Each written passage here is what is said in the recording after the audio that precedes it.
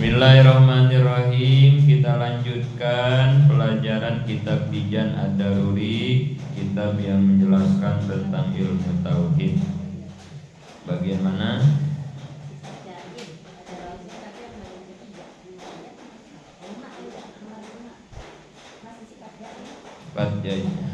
Nomor 5 kemarin sampai nomor 5. Sekarang wadalilu halaman 72 wadalilu. Kita baca bareng. Bismillahirrahmanirrahim. Wadalilu ala zalika musyahadatuha bihim alaihimus salatu wassalamu. Dalil yang menunjukkan boleh para rasul mempunyai sifat kemanusiaan adalah tersaksinya mereka mempunyai sifat-sifat seperti itu. Semoga bagi mereka rahmat dan keselamatan. Dalil yang menunjukkan terhadap sifat jaiz di para rasul, dalilnya ini dalil akalnya berarti ya. Dalil akli yang menunjukkan bahwa para rasul itu mempunyai sifat kemanusiaan, sifat jaiz, al-a'radul basyariyah itu. Dalilnya apa? Musyahadatuha bihim. Dalilnya itu karena sifat-sifat kemanusiaan tersebut telah disaksikan oleh para sahabat itu. Kan kemarin ya, sifat kemanusiaan Nabi itu seperti tidur, makan, nikah, berjalan, duduk, pokoknya sama kayak kita dah, kayak manusia biasa kayak kita. Hanya bedanya Nabi bukan manusia biasa, gitu aja. Tidurnya beda, nggak kayak tidur kita, gitu ya. Makannya beda, nggak kayak kita makan, bedanya gitu ya. Nah, semua itu disaksikan oleh para sahabat, gitu. Jadi sahabat ngelihat gitu bahwa Nabi itu tidur, gitu. Artinya itu dalil kan ya, bahwa bukti nyata bahwa memang Nabi itu manusia biasa gitu. Kalau dipukul sakit sama kayak kita gitu ya. Bahkan ketika perang kena senjata berdarah sama kayak kita gitu. Enggak, Nabi mah ketika perang kebal, enggak mempan dibacok misalnya, enggak, sama aja kayak kita gitu. Karena sama-sama manusia gitu. Hanya tadi manusianya bukan manusia biasa. Nah gitu ya. Ya. Nah itu dalil tentang sifat jaiz di para rasul, dalilnya itu ya. Penjelasan 1. Para sahabat dan orang di zaman Rasul, bahkan musuh-musuhnya telah menyaksikan sifat yang ada di beliau, di Kangjeng Nabi ya. Sifat kemanusiaannya itu semua juga menyaksikan gitu, tahu dah gitu ya. Sehingga ada riwayat yang menjelaskan bahwa musuhnya tidak akan bisa menyebutkan sifat buruk Rasulullah, malah mereka selalu menyebutkan kebaikan Rasulullah. Hanya ini nih perbedaannya juga ya. Kesaksi mah kesaksi bahwa Nabi itu sifatnya kayak kita. Hanya Kangjeng Nabi mah nggak pernah ada satupun sifat yang buruk, nggak ada gitu ya. Nabi pernah bohong misalnya, enggak gitu ya. Nabi pernah nipu, enggak gitu, enggak pernah lah gitu ya. Nabi pelit, enggak gitu. Yang tersaksi jangankan oleh sahabat, oleh musuhnya sendiri saja yang tersaksi itu adalah semua sifat baiknya aja. Abu Jahal, Abu Lahab, para gegeden Quraisy kalau ditanya apa keburukan Muhammad, enggak ada.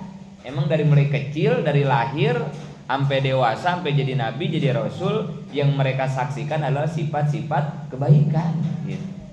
Sampai Nabi kan punya gelar Al-Amin kan gitu ya, orang yang sangat jujur, sangat terpercaya gitu. Nggak ada satupun, ini saking mereka menyaksikan sifat-sifat kemanusiaannya Kangjeng Nabi gitu. Tapi itu perbedaannya, nggak ada satu celah pun, nggak ada satu aib pun, nggak ada satu kesalahan pun yang pernah dilakukan oleh Kangjeng Nabi di hadapan orang-orang kafir Mekah gitu ya. Tapi sama aja, kalau sifat-sifatnya mah kayak manusia biasa gitu samanya. Tapi semuanya terpuji, semuanya baik. Dua, para rasul sering terkena sakit atau terkena lemparan di waktu perang. Ini untuk memberi contoh kepada umat agar dapat sabar apabila kena musibah, dan juga menandakan bahwa di dunia ini bukan tempat pembalasan tapi tempat cobaan, untuk meningkatkan peribadahan dan ketakwaan kepada Allah sebagai pencipta alam semesta. Jadi Nabi juga sama kayak kita, suka sakit gitu. Cuman bedanya ya, Nabi mah dari mulai hidup sampai meninggal dunia sampai wafat sakitnya hanya 3 kali. Bedanya itu doang ya. Sakit mah karena kalau Nabi nggak pernah sakit ya nggak kayak manusia jadinya ya. Nanti bisa-bisa bahkan kayak Fir'aun ya. Kan satu-satunya manusia yang nggak pernah sakit Fir'aun. Fir'aun mah nggak pernah sakit ya mah. Fir'aun mah ya. Makanya saking ya ini jadi kelewatan juga, dia jadi kebablasan. Saking merasa dirinya hebat gitu ya, karena nggak pernah sakit, sampai-sampai dia berani mengaku dirinya sebagai Tuhan gitu. Nah ini jadi kebablasan juga, ini repot ya, repot jadinya nih. Firaun itu jangankan sakit berat ya, batuk, bersin, pilek gak pernah dia mah seumur hidupnya, gak pernah Firaun. Sehat banget Firaun. Ya ini jadi kebablasan, saking dikasih kesehatan begini jadi merasa menjadi Tuhan, itu merasa hebat gitu kan ya. Bahaya ya. Makanya kalau kita sakit bersyukur ya, berarti kita nggak kayak Firaun kan gitu ya. Kita mah masih dikasih sakit gitu. Karena para nabi juga sakit gitu. Nah, cuman bedanya ini, nabi mah dari mulai hidup sampai wafat sakitnya cuma 3 kali gitu ya. Saking apanya ini? Saking nabi mah sehat, saking nabi mah disiplin, saking nabi mah menjaga. Nah, gitu ya. Nggak kayak kita jabrah kita mah ya, apa aja dimasukin kita mah ya. Nabi mah tidak. Kemarin kalau kata Ustadz Maulana apa untuk menjaga kesehatan tuh yang harus dijaga apa? Menjaga mandi, menjaga makan. Terus satu lagi apa? Tidur. Ya, tidur ya. Mandi, makan, tidur. Sekali lagi.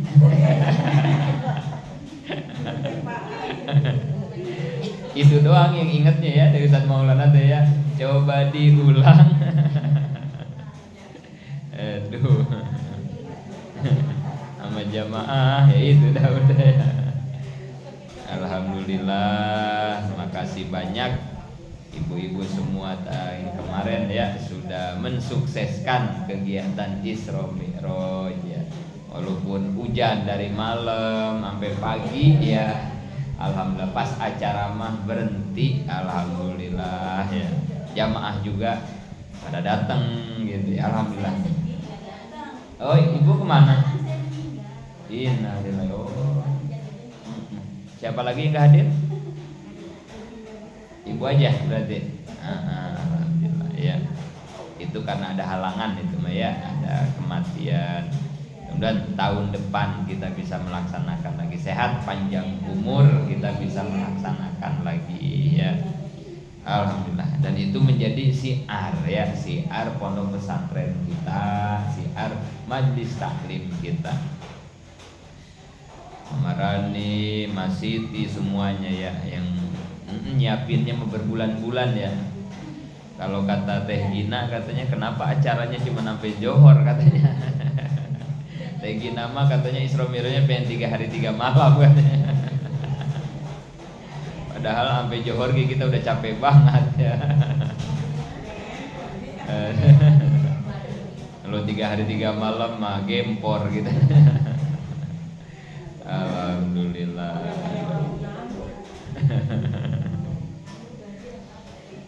Itu ya, jadi ya kayak Ustadz Maulana juga ya sehat gitu ya. Karena itu ya dia juga menjaga ya pola, bahkan puasa kan itu yang luar biasa ya. Puasanya juga bukan puasa Senin Kemis, bukan puasa Daud, tapi puasa Idris disebutnya. Idris namanya, Nabi Idris. Puasa Nabi Idris. yang puasanya setiap hari. Udah 7 tahun ya Ustaz Maulana. Wajar ya kalau ya beliau dikasih kemuliaan seperti itulah gitu ya, kemuliaan. Jadi karena tirakatnya kuat gitu ya. Ya kalau kata orang Tasik moal boga beurah lamun teu beurih kan gitu ya. Jadi moal matuh lamun teu moal matih lamun teu matuh kan gitu. Jadi enggak bakal ada sesuatu karomah tanpa adanya istiqomah gitu. Jadi tirakat dulu, istiqomah dulu beramal, nanti baru dikasih karomah, dikasih kemuliaan gitu ya. Luar biasa ya. Enggak pernah sakitnya hanya 3 kali, karena ya para nabi, para guru-guru kita juga samalah para ulama menjaga makannya, menjaga istirahatnya, menjaga. Bahkan yang lebih hebat lagi, mengapa Kangjeng Nabi itu sehat? Karena sunnah-sunnah yang telah diajarkannya itu dilaksanakan gitu ya. Sunnah-sunnah itu ya. Itu kan semuanya kan berfaedah sunnah-sunnah itu ya.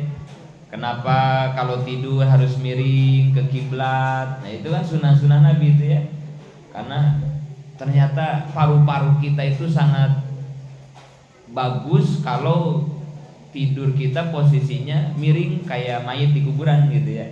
Itu buat paru-paru itu ternyata kan bagus. Beda dengan orang tidurnya celentang atau tidurnya nengkurep.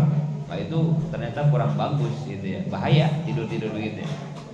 Kenapa kalau makan itu kemarin kata Ustaz Maulana ya, makannya harus 3 jari ya. 3 jari gitu ya. Maksud jangan 1 jari, jangan 2 jari, jangan 5 jari. 5 jari mah jadinya 10 jari ya kiri kanan. Ya itu ya. Terus kalau ngunyah harus lama kan gitu ya. Itu kan sunnah. Biar halus, biar lembut, itu kan sunnah itu begitu ya. Nah. Terus kalau makan harus nunggu lapar, itu kan sunnah Nabi. Harus nunggu lapar. Terus kalau lagi nikmat harus berhenti, itu sunnah Nabi gitu ya. Kalau kita tambah nikmat, tambah lagi gitu. Dan itu ya, itu semua kan ya. Kenapa harus pakai siwak? Itu semua faedahnya luar biasa. Kenapa harus puasa Senin Kemis kan itu? Itu semuanya kalau sunnah-sunnah itu kita laksanakannya, semuanya berfaedah gitu, berfaedah. Kenapa nggak boleh makan yang panas, minum yang panas kan begitu ya? Kenapa harus tidur sebelum zuhur kayak lulah namanya? Itu kan sunnah Nabi juga ya. Karena semuanya faedahnya luar biasa, luar biasa. Jadi yang membuat sehat para nabi karena melaksanakan sunnah-sunnahnya ya. Jadi para rasul juga sama, suka sakit, waktu kena lemparan ketika perang berdarah-darah sama. Kenapa ini terjadi? Ini supaya menjadi contoh kepada umat ya, agar ada rasa sabar begitu ya. Ketika sakit, ketika perang, ketika kena pedang, mendidik supaya kita sabar ketika mendapat musibah. Karena ini udah kita bahas ya sebelumnya. Karena dunia ini adalah tempat ujian, kan itu ya. Allazi khalaqal mauta wal hayata liyabluwakum ayyukum ahsanu amala. Bahwa di dunia ini kita sedang diuji, dunia ini tempat ujian gitu. Dan bentuk ujiannya cuma 2, kehidupan, kematian. Udah gitu doang ya. Hidup di dunia memang gak lepas dari 2. Kalau nggak hidup, hati di Qurannya begitu. Tapi kalau nanti di dalam kehidupan mah dipraktekan, orang yang usaha ada rame, ada sepi, ada untung, ada rugi. Nah begitu ujian tuh gitu ya. Badan kita ada sehat, ada sakit, diri kita ada bahagia, ada sedih, suami kita ada baik, ada galak, anak kita ada nurut, ada melawan, tetangga kita ada akur, ada berantem. Udah gitu aja. Ujian mah nggak lepas dari 2 gitu ya. takdir baik, takdir buruk, wabil qadari khairihi wasarihi minam. Dan itu diputarkan, dua takdir itu diputarkan dalam kehidupan kita sehari-hari. Anak kita nggak selamanya nurut, kadang ada ngelawannya. Dan tidak selamanya ngelawan, ntar ge ada nurut. Badan kita ge nggak selamanya sehat, ntar ge ada sakitnya. Yang lagi sakit nggak selamanya sakit, ntar ge ada sehat. Dagang ge nggak selamanya rame, ntar ge ada sepinya. Yang sepi nggak selamanya, ntar ge rame lagi. Ntar ge ada rugi, ntar ada untung, begitu aja udah hidup mah. Inna ma'al usri yusro. Di balik kesulitan ada kemudahan, di balik kemudahan ada kesulitan. Habis tanjakan ada turunan, habis turunan ada tanjakan. Udah gitu aja hidup mah gitu ya. Nggak ada yang aneh lagi, nggak ada gitu ya. Sekarang ibu-ibu lapar apa kenyang? Lapar. Belum nyarap mana?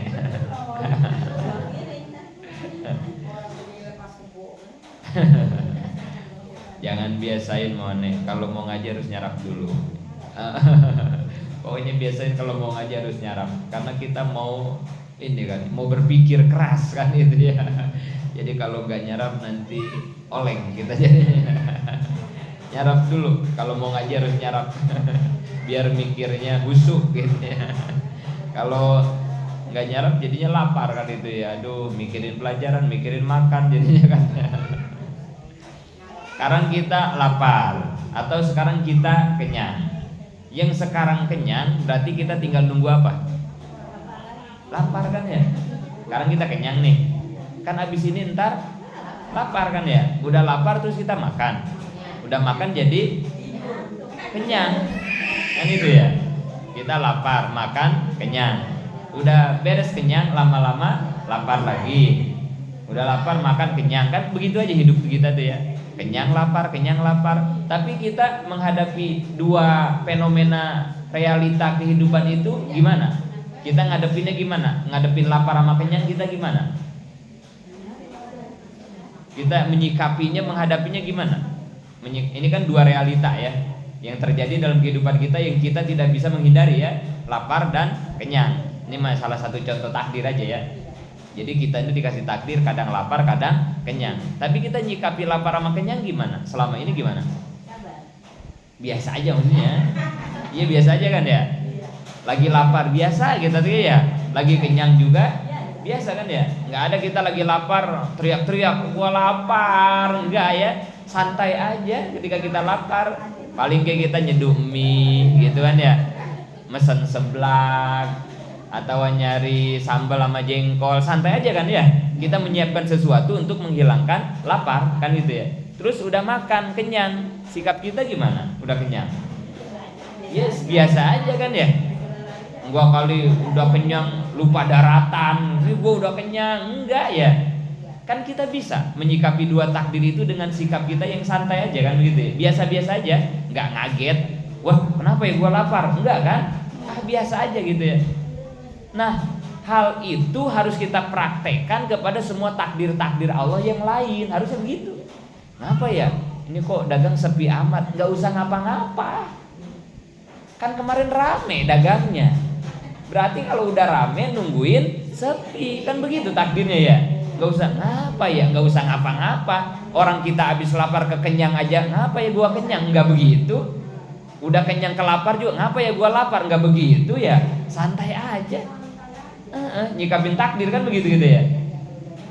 Udah sehat berarti kan kita tinggal nungguin sakit. Nanti kalau udah sakit, ngapa ya gua sakit? Nggak ngapa-ngapa. Orang kemarin habis sehat, sekarang bagian sakit. Ini ngapa hujan mulu ya? Nggak ngapa-ngapa. Orang kemarin habis panas, sekarang bagian hujan. Ini ge nggak selamanya hujan, ntar ge ada panasnya. Santai aja ngadepin takdir tuh begitu gitu. Santai aja. Orang udah biasa kok. Karena takdir mah dari dulu begitu-begitu aja. Emang ada yang lain apa? Kan gak ada. Habis hujan panas, habis panas hujan, habis sehat sakit, habis sakit sehat. Anak habis bader nurut, udah nurut ntar bader lagi. Kan begitu aja. Emang ada yang aneh aja? Gak ada. Tinggal itu kan ujian, dua soalnya. Tinggal kita ngejawabnya jangan salah. Kemarin udah itu ya, kita bahas berulang-ulang. Kalau dikasih takdir baik, jawab dengan syukur. Kalau dikasih takdir buruk, jawab dengan sabar. Udah gitu doang kan ya? Syukur sama sabar. Hidup kita mah nggak lepas dari situ. Sehat alhamdulillah, sakit sabar. Dagangan rame alhamdulillah, lagi sepi sabar. Anak nurut alhamdulillah, lagi ngelawan sabar. Udah gitu aja hidup itu mah, sabar syukur, sabar syukur. Itulah hamba yang pandai menjawab setiap ujian-ujian yang Allah berikan. Karena pada dasarnya dua-duanya juga ujian. Sehat ujian, sakit ujian. Punya duit ujian, kagak punya duit blangsak. Uyang. Ya pada dasarnya dua-duanya juga ujian. Allazi khalaqal mauta wal hayata liyabluwakum ayyukum ahsanu amala. Hidup dan mati dua-duanya adalah ujian. Ya, kenapa Allah ngasih sakit, ngasih musibah kepada kita itu supaya kita bisa sabar menghadapi ujian, karena dunia ini adalah tempat ujian. Nah kemarin juga jangan sampai salah, di dunia ini yang harus kita pinta adalah ketenangan, karena kita sedang menghadapi ujian. Ibu-ibu kalau main tuh ke sekolah anak-anak kita, kalau lagi ujian, lagi UN, pasti tuh di depan sekolah ada tulisan harap tenang, sedang ada ujian. Nah itu yang benar mah begitu. Menghadapi ujian mah mintanya supaya dikasih ketenangan, supaya bisa menghadapi ngisi soal-soal ujian. Jangan di dunia mintanya pengen senang, kagak nyambung. Doa pengen senang, lagi diuji senang, ya gimana orang lagi diuji pengen senang? Dimana ke orang lagi diuji mah pusing. Makanya untuk menghadapi ujian bukan minta pengen dikasih senang, tapi pengen dikasih tenang, biar kita bisa ngisi ujian dengan benar. Kalau bisa ngisi ujian dengan benar kan nanti lulus. Udah lulus baru hasilnya senang. Orang senang itu kalau udah lulus ujian. Tapi lagi diujinya mah jangan minta senang, nggak nyambung, mintanya tenang, gitu ya. Minta dicukupin. Ya sebetulnya mah kalau ngedoa mah bebas-bebas aja ya. Oh, yang penting kan halal ya, minta dicukupin, minta senang, boleh sebenarnya mah ya. Cuman buat kita yang udah ngaji mah doa ge kita mah nanti diatur lagi kita mah ya, karena udah tahu ilmunya kita mah ya. Minta dicukupin, nanti kita jadi malu juga nih kepada Tuhan kan itu ya. Kata Allah, emang apa sih yang belum gue cukupin kan gitu ya, takutnya ya. Ini malu juga kita ya. Ini masih buat yang udah ngaji ini mah ya. Ya kalau yang belum ngaji mah bebas-bebas aja kita ngedoa apa juga ya. Tapi kalau kita renungin ya, emang apa ya yang gak Allah cukupin buat kita kan itu ya. Yang gak kita pinta aja dicukupin ya. Jadi alah sebetulnya mah udah lebih dari cukup kan. Udah cukup ya, udah cukupin. Tapi memang salah satu doa yang baik itu minta kecukupan ya, minta kecukupan. Jangan pernah minta umur panjang, bahaya kan ya. Ya Allah panjangkan umur saya. Iya kata Allah, saya panjangkan umur kamu. Kamu mati orang yang terakhir nanti saking panjang umurnya ya. Wah repot kita jadi orang terakhir mati di alam dunia mah ya, sepi. Nah berkah. Ya kalau berkah nah itu mah nomor satu ya yang kita harapkan ya. Minta umur berkah, minta rezeki berkah, nah gitu ya. Jadi kalau umur mah jangan minta panjang kita mah ya, minta cukup. Minta cukup ya. Kalau umur mah ya jangan minta panjang, tapi minta cukup gitu. Umur yang cukup gimana? Utang udah cukup kebayar semua, anak udah cukup dikawinin semua, semua udah cukup, semua udah cukup pokoknya. Amal udah cukup buat bekal mati. Nah, itu gitu ya. Itu namanya umur yang cukup. Nah, gitu ya. Kalau panjang repot ya, kalau panjang mah ya panjang kalau jadi pikun ngerepotin keluarga juga gitu ya. Ngeri dah, udah mendingan minta umur yang cukup gitu ya. Emang kira-kira cukup matiin gitu maksudnya ya. Cukup namanya umur yang cukup gitu ya. Ya tapi pada dasarnya mah ya dah emang udah cukup semua dari Allah mah ya. Udah kita mah tinggal mensyukuri semua pemberian Tuhan kan gitu ya. Tapi sekali lagi ya, kalau minta mah ngedoa mah bebas, sah-sah saja lah gitu. Dan pada dasarnya minta itu bukan, ngedoa itu bukan minta pada dasarnya ya. Hanya merealisasikan perintah Tuhan. Ngedoa itu kan begitu sebetulnya. Hanya merealisasikan perintah Tuhan. Karena doa itu diperintah oleh Tuhan, dan doa itu bukti ibadah kita kepada Tuhan. Udah gitu aja sebetulnya mah. Ngedoa teh pada dasarnya mah gak usah minta ge. Ya apa yang kagak dikasih kan gitu ya. Karena diperintah aja ngedoa sama Allah. Jadi kita teh Allahumma mulu gitu ya. Robana mulu gitu ya. Pada dasarnya mah apa sih yang gak dikasih sama Allah? Dan yang lebih hebat, lebih baik ngedoain orang lain. Nah itu yang lebih hebat begitu ya. Ibu-ibu ini punya utang, jangan begini, ya Allah lunaskan hutang saya. Gak usah ngedoa begitu. Ya saya punya utang nih, doainnya ya Allah takut maone punya utang, lunasin utang maone ya Allah gitu. Jadi doain utang orang lain supaya lunas. Karena doa itu apa yang kita pintakan untuk orang lain sama percis dengan apa yang nanti Allah berikan kepada diri kita. Kita lagi sakit nih, gak usah ngedoa minta sehat, gak usah. Doain aja orang lain yang sedang sakit biar sehat. Nanti orang itu sehat, kita juga sama dikasih sehat, begitu. Doa yang hebat mah begitu sebetulnya. Sekali lagi, pokoknya doa mah sebetulnya sah-sah saja gitu ya. Cuman ini tingkatan-tingkatan doa karena kita udah ngaji, diroba dikit-dikit doang gitu ya. Ya memang harus begitu ya, kita minum obat kan itu ya. Ya Allah dengan wasilah minum obat ini sembuhkan penyakit saya kan gitu ya. Memang harus begitu gitu ya. Cuman artinya kita udah bukan di kelas ngedoain diri kita doang. Kita udah jangan di situ, kita mah ya. Doain orang-orang lain, doain keluarga, sahabat, semua tetangga. Kita mah muslimin, muslimat. Tapi lebih khususnya doain dulu tetangga yang belum ngaji. Itu harus nyelip tuh nama dia di doa kita. Saudara kita yang belum nutup aurat, yang belum doyan sholat, yang tetangga kita yang ekonominya itu yang sebetulnya harus yang terbanyak yang ada di lisan, di ucapan doa-doa kita sebetulnya gitu ya. Ya kita selama ini kan ngedoain banyak buat diri kita aja kan gitu ya. Udah itu udah bukan kelas kita harusnya gitu ya. Udah buat diri kita mah iyalah ngedoa ala kadarnya aja buat diri kita gitu ya. Udah sisanya mah banyakin ngedoain orang lain. Karena ngedoain orang lain sama dengan kita sedang mendoakan diri sendiri. Tapi dapat poinnya dua. Orang juga didoain, kita jadi dapat doa. Tapi kalau kita ngedoain diri sendiri, belum tentu orang dapat doa kita kan gitu ya. Nah gitu poinnya gitu ya. Jadi tentang nanya doa mah apa aja boleh gitu ya. Cuman buat sekarang kelas kita taikin, jangan sibuk ngedoain diri sendiri mulu, udah jangan. Sekarang mah doain umat muslimin, negara ini ya Allah selamatkan biar aman, pemerintahnya gitu ya. Semua gitu ngedoa teh gitu ya. Jangan kayak dulu lagi doa teh buat kita aja, jadi egois namanya kan begitu ya. Kita padahal agama nggak nyuruh begitu.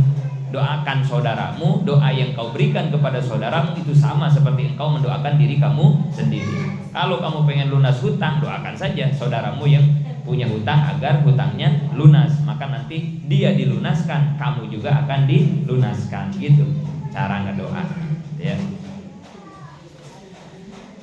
Terus sampai di sini maka jumlah akidah yang harus diiktikadkan oleh seluruh orang mukallaf semuanya ada 50 akidah.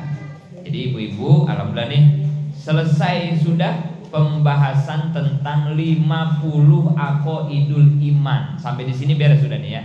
Nanti dilanjutkan itu penutup ini ya, tambahan dari masalah urusan akidah gitu ya.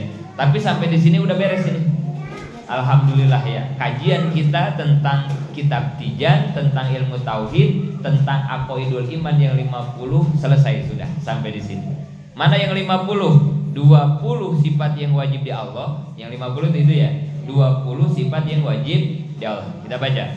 Wujud idah baqo muhalafatul lil hawadisi qiyamu binafsihi wahdaniyat qudrat iradat ilmu hayat sama basar kalam qadiran muridan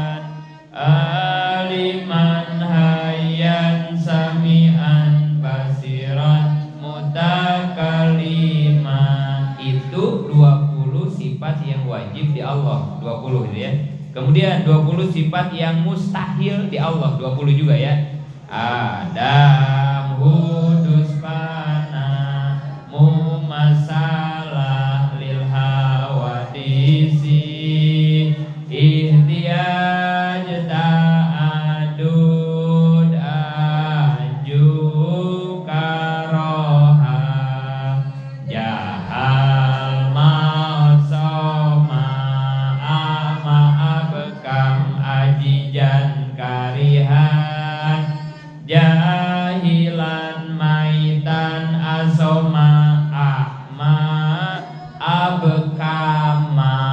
Itu 20 sifat yang mustahil di Allah. Kemudian satu sifat yang boleh di Allah, sifat yang jaiz di Allah satu ya.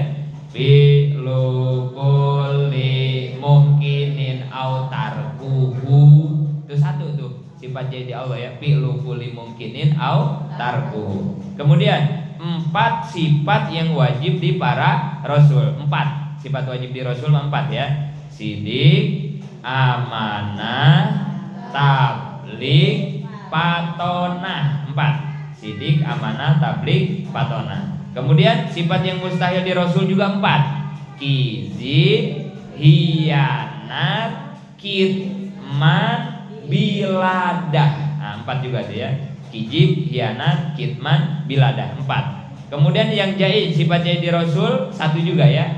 A'radul basariyah. Tuh, semuanya jadi 50. 20 yang wajib di Allah, 20 yang mustahil, 40. 1 sifat yang di Allah, 41. 4 yang wajib di Allah di rasul, 4 yang mustahil di rasul, 1 yang jaiz di rasul 9. 41 sama 9 jumlahnya 50 aqaidul iman. Selesai. Alhamdulillah.